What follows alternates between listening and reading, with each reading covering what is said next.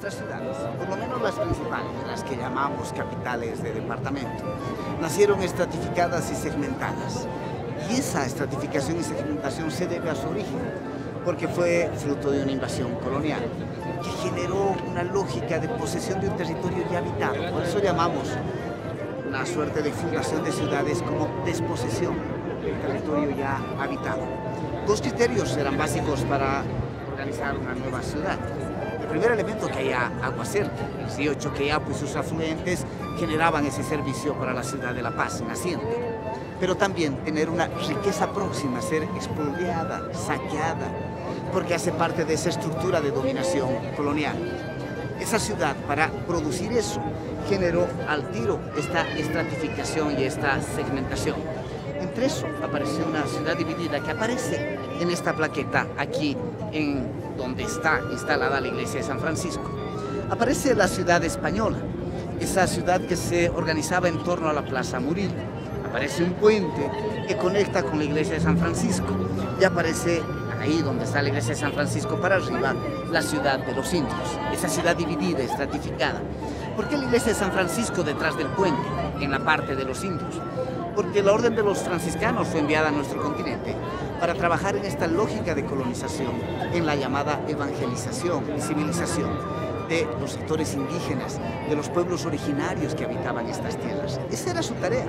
Por eso en nuestras ciudades la iglesia de San Francisco no está en la plaza principal. Ahí está la catedral, que era la iglesia para los colonizadores, para la dominación española en este caso. En cambio, San Francisco era la iglesia para los sectores populares. Pero entonces, las ciudades que nacieron estratificadas y segmentadas no nacieron por fuera de lo indígena. Tuvieron que nacer tomando en cuenta a los indios, a los pueblos originarios, a las indias, como se decía en ese entonces, para su estructuración como ciudad. Y al nacer bajo esa estructura, esos sectores, esas poblaciones, también disputaron la ciudad, se habitaron. De eso vamos a conversar hoy, aquí, en La Olla, Sazón Pública, reencontrándonos para conversar sobre las ciudades, su conformación colonial, señorial, moderna, vinculada a las lógicas del capital, pero también a la manera en que rehabilitamos esta ciudad desde lo popular, desde lo indígena, desde nuestras propias raíces. Posiblemente aquí, donde está esta pasarela actualmente, estaba emplazado ese puente que dividía la ciudad de los españoles de la ciudad de los indios. De este lado, la de los españoles. ¿De qué lado? La ciudad de los indios. Por eso, detrás de esto, cruzaba el río, está el mercado Lanza, porque era el lugar donde se les permitía a los sectores indígenas, campesinos, llegar a la ciudad, traer los productos que abastecían la ciudad. Porque la ciudad desde el principio no se pudo entender sino a través de esa suerte de dependencia del mundo rural. Por eso no podemos hablar de una separación tácita entre el mundo urbano y el mundo rural, porque el mundo urbano, para empezar, depende de los alimentos, del agua, que se reproducen, se regeneran en ese escenario rural. Pero era el lugar segregado. De aquí para allá podían llegar los productos agrícolas para alimentar a esta otra ciudad. Una ciudad que consolidaba esta lógica de estratificación, de segmentación, pero que al mismo tiempo desde el principio no podía vivir sin las poblaciones indígenas. Una marca presente hasta hoy, porque las ciudades de hoy también no pueden ser entendidos sino con esa mayoría de población que ha reconfigurado y ha construido un tipo de ciudad peculiar y singular en disputa en nuestras ciudades aquí en el país.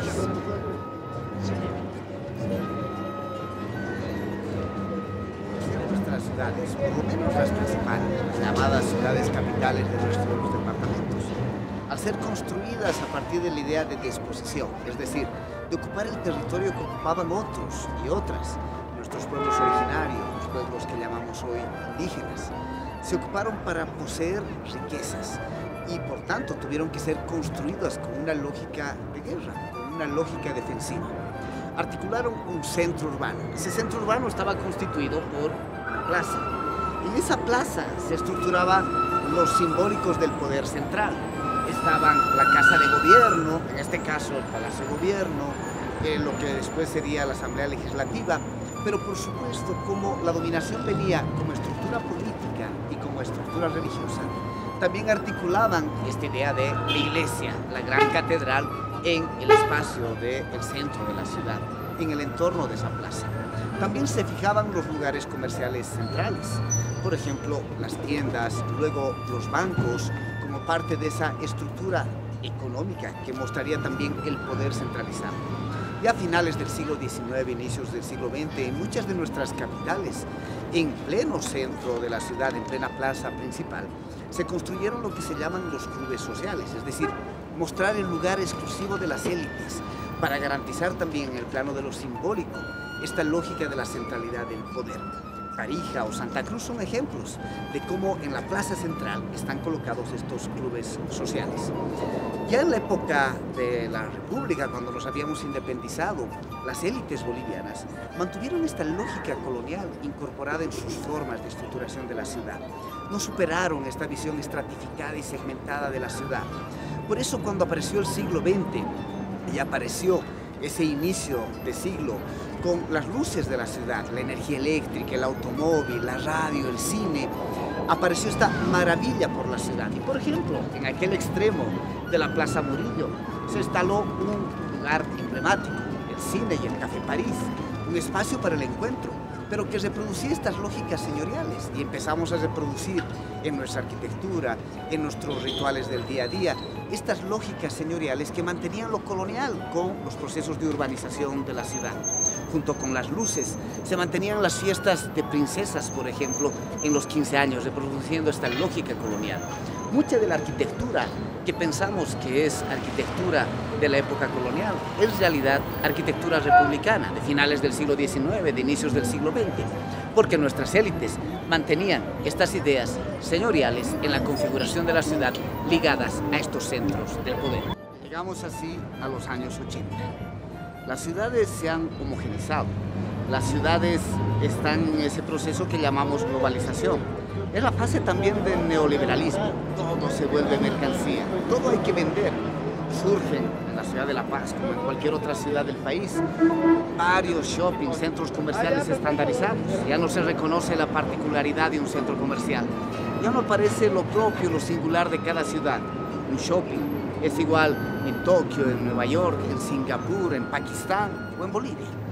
Esos shopping empiezan a colocar una lógica homogénea del consumo, pero de un consumo cada vez más acelerado. Es también la época del desecho, es la época de la comida desechable, es la época de la bolsa nylon, es la época en la que ya no necesitamos ir con nuestra bolsa, con nuestra canasta al mercado, porque todo lo podemos consumir ahí mismo, desechar ahí mismo. Esas ciudades estándares están organizadas para acelerar los procesos de consumo, se vinculan a la lógica del capital.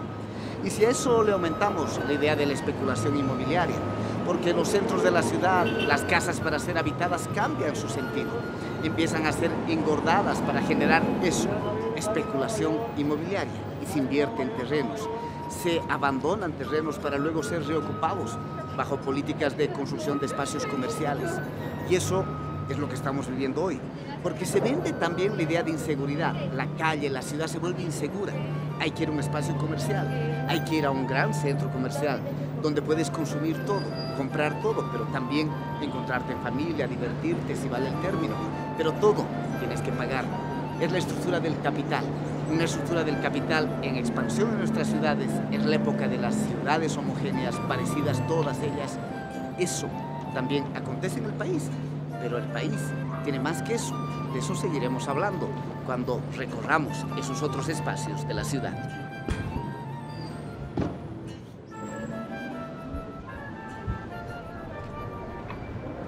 Aquí terminamos nuestro recorrido inicial. Para volver a este lugar que fue construido como el espacio para que habitasen los sectores que llamamos hoy indígenas, originarios, los campesinos y las campesinas, que tenían que traer aquí los alimentos que abastecían la ciudad. Estamos en el Mercado Lanza de la ciudad de La Paz. Pero este mercado fue remodelado con esos criterios de homogenización del consumo, de la lógica mercantil, donde todo se convierte en eso, en una mercancía, en el espacio urbano.